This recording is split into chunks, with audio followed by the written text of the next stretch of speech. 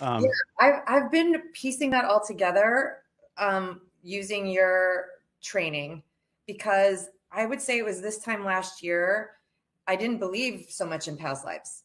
And the oh, that's right. Yeah. right? And the past lives in karma, and you're like, you should try it, you should try it. I'm like, Christopher, I don't know about the past life thing. I'm looking to get to heaven, and my dad's talking to me all the time, and he lives in heaven, and I'm up in future. You're like, no, no, no, past lives, and I'm like, no, no, no. And then I thought about it, and you showed me something in my chart, and it was sort of unmistakable.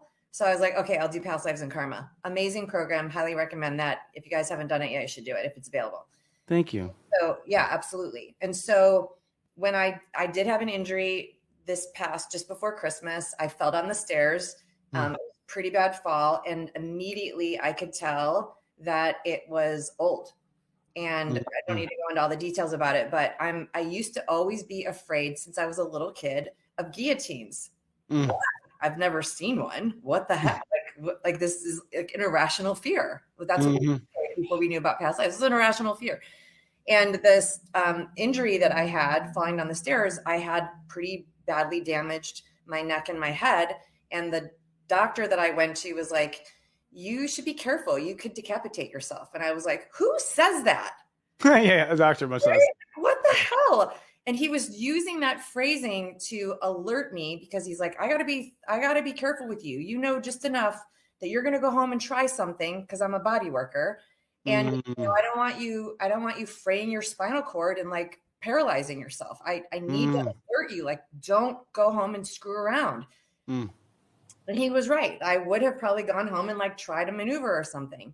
And so luckily he said that to alert me into like, don't screw around, go directly to the emergency room, don't pass go. And I was sitting in the emergency room. I'm like, I actually have been afraid of being like beheaded since I was Oh, this must be the past life Christopher was talking about. That's kind of cool. Wait, is this cool? This doesn't feel cool right now, but it was now that I'm on the other side of it, it's very cool. So I feel like, okay. And you said something specific. You said it's not what happened at the time in the past life. It's how you handled it afterward. And I was like, that was the turning point for me, because I was getting afraid in this lifetime. And I was like, oh no, you've already been afraid. You're good. I'm not this is not how the story ends this time. I'm good. I mean, you had like a fraction of a second to process it, and your head was gone. You know what I mean? Like, so it's like you have to come back and like process it. I think I'm sure of it. That's what part of karma is. It's unprocessed trauma. Yeah. And I did have a flashback that for a split second in the past, this is too gory, but no, it's cool. It's cool. Go ahead. I did have a flashback that in the past life, I had a split second of awareness that my head was no longer attached before the lights went out. Wow. I was like, who makes that stuff up? Gina, you're losing your mind. And I'm like, I don't think I'm losing. I feel like I'm losing my mind, but this has just got to be a past life thing. And then I talked to you on the phone and you're like, oh yeah. Okay. Yeah. Okay. I had actually recently heard another story similar, and I was like, oh my God, it reminds me of Gina Schatz's story.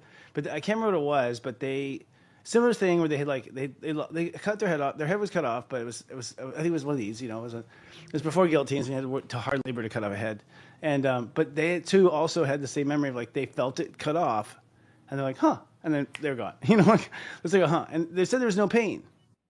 There's no pain. Like it was so fast. There was no pain. No, I don't remember any pain. I just remember the awareness of like, wow, this feels kind of like that feeling I had in my tongue. Like, this is a weird feeling. What's this? And then boom, the lights went out. There's a lot of talk about how, people like die in plane. I mean, we're never getting morbid here, but might as well. Who die in plane crashes, all that stuff. Like, there's no pain. Like, apparently, like, God takes away the pain, so you don't have to suffer that bad. And I keep hearing that over and over again. Like, as people are waking up to these moments, because I think with the ascension of the earth, it's literally just starting to wake up. And so, people who just never saw it before are now seeing this stuff, paying attention, they're noticing, they're putting together patterns. And we're starting to notice, like, common ground. Like, if you're going to die brutally, it seems like you actually are spared the pain. Most of the time, unless it's like a slow torture thing. That's, mafia, that's different.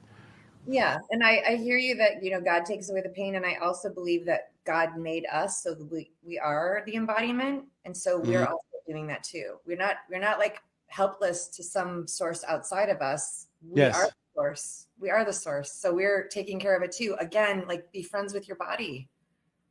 Yes, I know. What's the best way to be friends with your body? I should start. Okay, all right. What's that? No times? Okay, yeah, yeah. I just one step, but okay. We'll start with just being nice. Well, well, you have a money thing for us, right? Like Gina's really good with money, y'all. She's really good with money. I'll just tell you right now. Mhm. I give you credit. Like she taught me a lot. You taught me a lot working with you about money, and I'm a Taurus, but I've never been about the money. I got Pluto in the second, so I haven't really cared about it as much. You know, like don't sound like I just didn't. I just I didn't like Monopoly.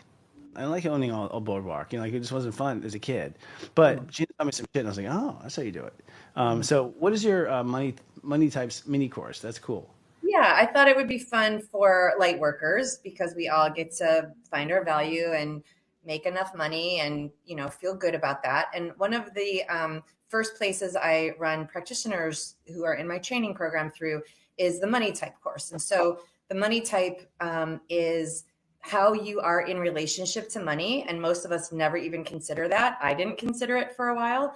And the relationship that we have with money and how we personally vibe with money matters. And if we don't know what that type is, then how do we know how we're vibing? So I just put this mini course together. It's a 30-minute workshop video that you could hear me talk through how to do it. And there's worksheets that go with it. You can journal it out and find out what your money type is and how that has been affecting you and maybe shed some light. And so you can turn the money story back into a winning story. I might do this tonight, actually. Okay. Seriously, I need to get more look at it. I have Jupiter in my second right now, so I mean, literally, it's about money right now. Hmm. And for Tauruses, all Tauruses, you too. Jupiter's in your second too, Missy. Don't you have a Taurus rising? Yeah. I do have a Taurus Yeah, rising. so Jupiter's in your second or close. Yeah. See, we both do because my Taurus sun and yours Taurus rising. Yeah. So Taurus sun and Taurus risings, we're actually back to the basics of money again. Like, that's what we're so allegedly good at. But it's like, but I've been like trying to download like, okay, there's got to be another way. Like just there's got to be another structure to it. I've been having the mad scientist kind of stuff. So I'll take a look at it. Let you know. Okay, it's fun. It's a starting point, and Yeah. then there's more to go if you want to do that. But this is a great place to start because you just get to see yourself. Just see yourself. Totally. And I gotta say, y'all, just if I may, Gina, it's like money's a good thing. Like Oh gosh. it's people. It's just like guns. It's like assholes become assholes with money. Money doesn't make you an asshole. What I mean? Like there's a certain kind of personality does that. But I've got a clear message from God Universe. Like, no, this is a sandbox. You're supposed to make big castles and then leave them behind. That's the thing. Don't leave them to your spoiled kids. You're supposed to leave it behind, and give it back. So there's that part of it. But we are meant to build things and throw it away and have lots of money and put it back. And that's just part of the fun of being on Earth. Absolutely. Yeah, we live in an abundant universe. Yeah. So if you look outside at any tree, the tree goes through its regeneration and nothing stops it from growing more leaves next year. That throws them away. Yes, you're right. So why are we It getting throws them all away. You're right. That's brilliant. yeah. Yeah, so true. So Oh my God. the answers are there. It's not doesn't have to be so heady. It's obvious and it's around us and it's Yeah, in us too. Our cells are regenerating as well. it's true. It's So true. why are we not then using that physiology to be like, oh, this is the obvious path. I'm supposed to be generating. Yes. Yeah, totally. And why does a fish lay 1,000 eggs? Come on. That's a lot of eggs. Right? A lot of babies. Surely God has a plan for all those babies. You know what I mean? Like, I don't so, have I have no intel on fish. I'm only on the human apparatus at this point, but I okay. believe yes, fish and Well, eggs for sure. it comes up with people about eating bean and whatever. I'm like, well, I don't know. When the animal has like 1,000 kids, come on. There's obviously some sort of food chain idea there. Obviously. You know what I mean?